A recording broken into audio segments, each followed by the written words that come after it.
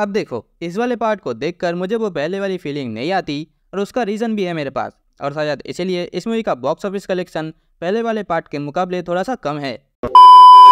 So hello अस्सलाम वालेकुम, जय श्री राम गाइस, स्वागत है आपका फिर से एक बार पीएमएसएन के चैनल में। आज हम बात करने वाले हैं एक ऐसी मूवी के बारे में जहां पर हम बहुत ही सारे भयानक और पावरफुल क्रिएचर्स को देखेंगे। इस मूवी में तुम ये देख सकते हो कि कैसे एक हंसता खेलता शहर एक सुनसान और भयानक शहर में बदल गया, और मैंने इसका पहला पार्ट भी रिव्यू किया है। अगर तुम चाहते हो तो डिस्क्रिप्शन में जाकर वो वाली वीडियो भी तुम देख सकते हो, और इस मूवी का नाम है ए क्वाइट प्लेस पार्ट 2। चलो देर किस बात की, फोन को लेकर किसी एक जगह पे बैठ जाओ और वीडियो को स्टार्ट करते हैं एक छोटे से इंट्रो के साथ।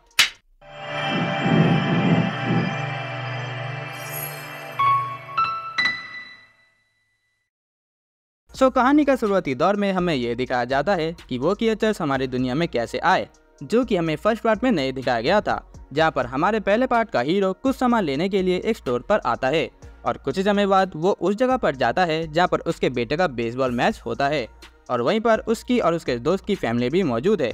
और मैं तुमको बता दूं कि इस दोस्त के कैरेक्टर को किसी और ने नहीं बल्कि फेमस एक्टर सिलियन मर्फी ने प्ले किया है। बेसबॉल मैच कुछ समय तक चलने के बाद हमें ये दिखाया जाता है कि वो क्रिएचर्स आसमान से आकर हमारे दुनिया पर अटक गए। ये तो भाई वही बात हो गई कि बेटा आसमान से टपके और खजूर पर अटके। खैर, इस सीन के कुछ ही सेकंड बाद उन क्रिएचर्स ने अपना काम शुरू कर दिया, यानी कि इंसानों को मारना। शहर के लोगों के बीच भागा दौड़ी शुरू हो गई। लोग अपनी जान बचाने के लिए भागे जा रहे हैं, पर उसका कोई फायदा नहीं होता, क्योंकि ये क्रिएचर्स एक नहीं बल्कि लाखों के तादाद पर हमारी पृथ्वी पर आते हैं। अब इसके बाद कहानी फिर से प्रेजेंट टाइम पर आ चुकी है, जहाँ पर हम एवेलिन के फैमिली को देखते हैं और उन क्रिएचर्स ने इनका घर तबाह कर दिया है। इसीलिए उनकी बड़ी बेटी अपने पापा के रिसर्च रूम में जाती है और वहीं पर उसको एक मैप मिलता है। अब जब वो उस मैप को देख ही रही होती है कि तभी उसको दूर कहीं आग जलती हुई दिखती है। इसका मतलब वहाँ पर कोई रहता है।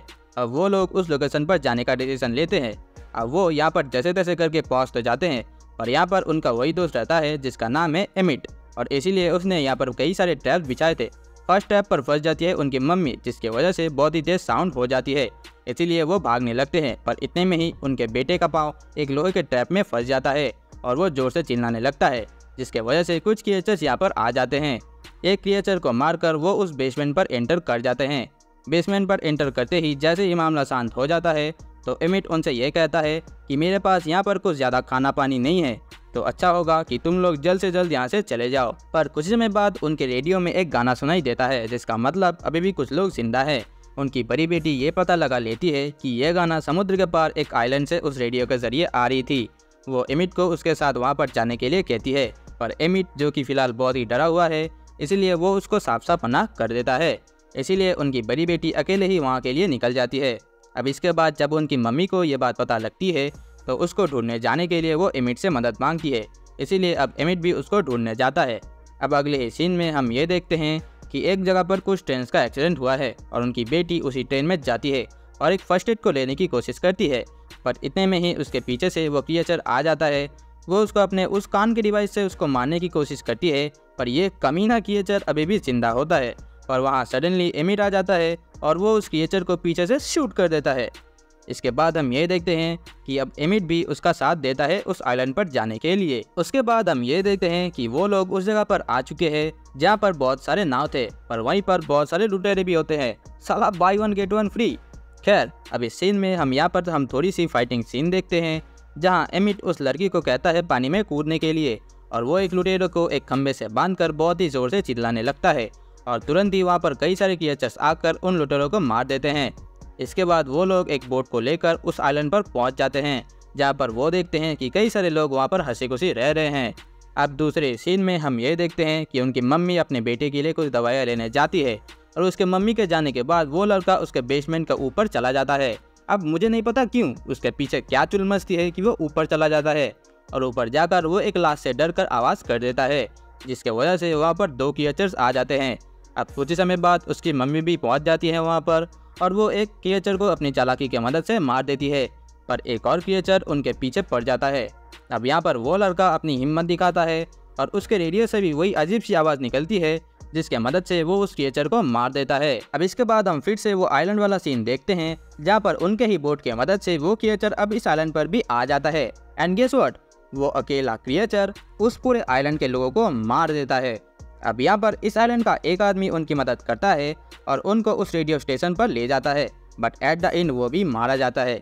अब साला ये क्रिएचर उस रेडियो स्टेशन पर भी घुस जाता है और वो लड़की अपने उस कान के डिवाइस को वहाँ के माइक्रोफोन पर लगा देती है, जिससे कि वो अजीब सी आवाज़ होने लगती है और इसी वजह से वो क्रिएचर थोड़ा सा कमज़ोर हो जाता है और इसी का फ़ायदा उठाते हुए वो उस क्रिएचर को मार देती है और इसी के साथ इस मूवी को एंड किया जाता है। अब देखो, इस वाले पार्ट को देखकर मुझे वो पहले वाली फीलिंग नहीं आती और उसका रीज़न भी है मेरे पास, और शायद इसीलिए इस मूवी का बॉक्स ऑफिस कलेक्शन पहले वाले पार्ट के मुकाबले थोड़ा सा कम है। पर देखो, आफ्टर ऑल ये मूवी बहुत ही अच्छी है, उतनी अच्छी भी नहीं है पर बहुत ख़राब भी नहीं है। तुम इस मूवी में बहुत ही अच्छे VFX और एक्शन सीन्स देख सकते हो। इस मूवी के एक्टर्स ने अपने अपने रोल को बहुत ही अच्छी तरीके से निभाया है, जैसे कि सिलियन मर्फी और एमिली ब्लंट। और यहाँ पर कुछ ऐसे एक्टर्स भी हैं जो कि कुछ समय के लिए आते हैं पर बवाल कर जाते हैं, जैसे कि सबसे पहले हम देखते हैं जॉन क्रेसेंसी को। माफ़ कर देना अगर मैं गलत प्रोनाउंस कर रहा हूँ तो। वो इस मूवी के पहले ही कुछ मिनटों में आते हैं और बवाल शुरू हो जाता है, मतलब धैर पैर मारा पीटी भागा दौड़ी शुरू हो जाती है। उनको देखकर वो पहले वाले पार्ट की याद आ जाती है। अब देखो, इस मूवी को देखकर मुझे वो पहली वाली फीलिंग नहीं आती, क्योंकि शायद इस मूवी में एक्शन सीन्स या फिर कह लो हॉरर सीन्स उतने ज़्यादा है ही नहीं। इस मूवी में हमें वो वाला डर महसूस होता ही नहीं है। इस मूवी में पहले से ही बहुत सारे डायलॉग्स को एक सिंपल मूवी की तरह ऐड किया गया है और ऊपर से यहाँ पर उतने अच्छे हॉरर सीन्स भी नहीं हैं, जहाँ इसके पहले वाले पार्ट में हमें वो सुनसान और वीरान वाली डर महसूस हो रही थी कि साला कब वो क्रिएचर आकर इन लोगों को मार दे। और इस मूवी में तो उतने अच्छे इमोशनल सीन्स भी नहीं हैं। और देखो, जैसे कि मैंने तुमको पहले ही बताया कि मैं इस मूवी को उतनी अच्छी भी नहीं कहूँगा पर बहुत ख़राब भी नहीं कहूँगा। मेरे लिए ये मूवी एक एवरेज पोजीशन पर है। देखो, ये तो सिर्फ मेरी ओपिनियन थी, सबके ओपिनियंस अलग अलग होते हैं। सो अगर इस बारे में तुम्हारी कुछ ओपिनियंस है तो तुम मुझे वो अपने कमेंट्स में ज़रूर बताना। और हाँ, जाते जाते इस वीडियो को एक लाइक ज़रूर कर देना।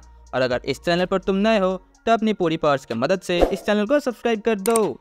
अब मैं चलता हूँ, मैं तुमसे फिर मिलूंगा किसी नए वीडियो किसी नए टॉपिक के साथ। तब तक के लिए अलविदा।